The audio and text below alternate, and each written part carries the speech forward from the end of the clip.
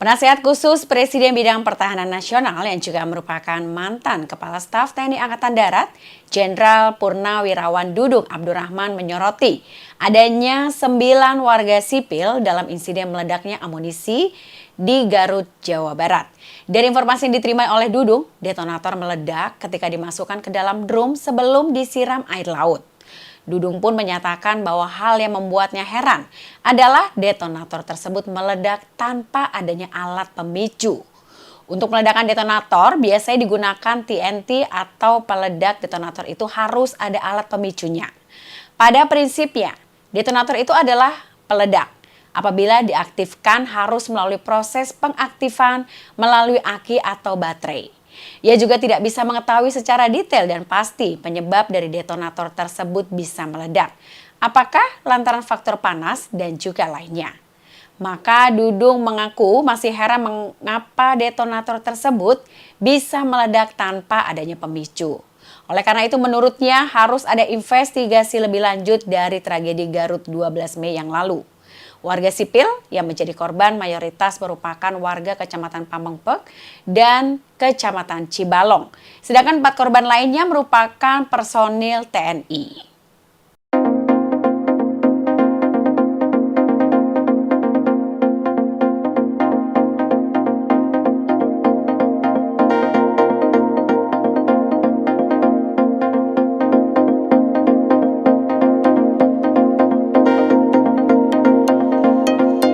Kasmujo ternyata adalah asisten dosen ketika Jokowi berkuliah di UGM. Statusnya sebagai asisten dosen membuat Kasmujo tidak pernah melihat skripsi Jokowi. Kasmujo pun meralat sejumlah narasi yang menyebut dia sebagai dosen pembimbing skripsi untuk Joko Widodo.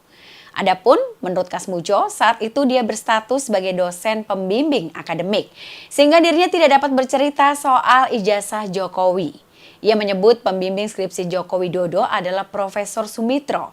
Sehingga Kasmujo mengungkapkan ia belum pernah melihat ijazah Joko Widodo.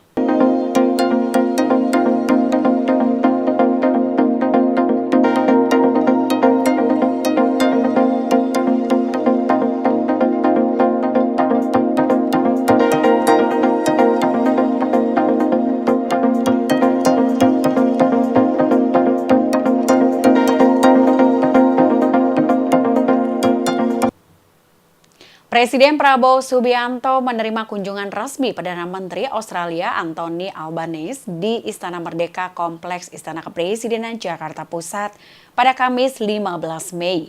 Berdasarkan pantauan dari Kompas.com, Perdana Menteri Albanese tiba di lingkungan Istana Kepresidenan Jakarta pada pukul 10 waktu Indonesia bagian Barat, diiringi oleh Foraidel dan juga 70 pasukan berkuda yang terdiri dari TNI Angkatan Darat, Polri, dan Pas Pampres dari kawasan Monas. Ia diantar menggunakan mobil berwarna hitam dengan plat bertuliskan Australia.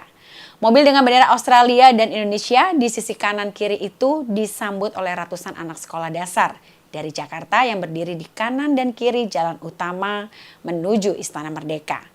Mereka juga mengibarkan bendera Australia dan Indonesia sambil mengucapkan selamat datang di Indonesia.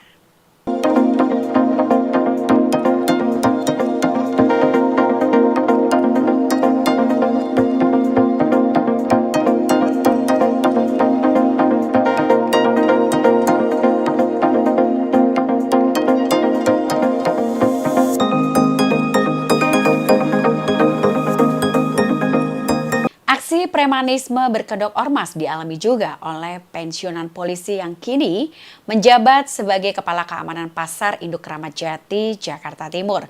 Peristiwa ini bermula dari para pelaku yang melakukan pungutan liar terhadap pedagang kaki lima di pasar tersebut. Para PKL itu dipungut hingga jutaan rupiah tiap bulannya pada preman-preman tersebut agar bisa menggelar lapaknya untuk berjualan. Kasus intimidasi ini kemudian dilaporkan oleh Kepala Keamanan Pasar Induk Kramat Jati ke pihak kepolisian.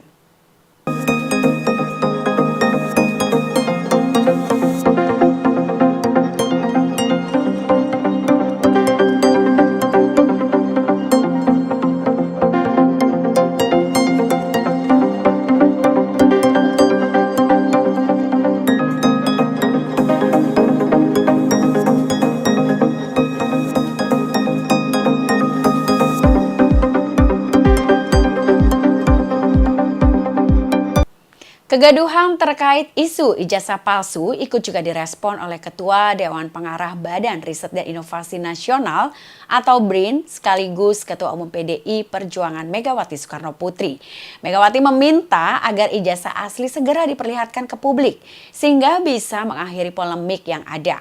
Hal itu disampaikan Megawati dalam acara peluncuran buku karya Bambang Kesowo di BRIN Jakarta Pusat pada Rabu 14 Mei.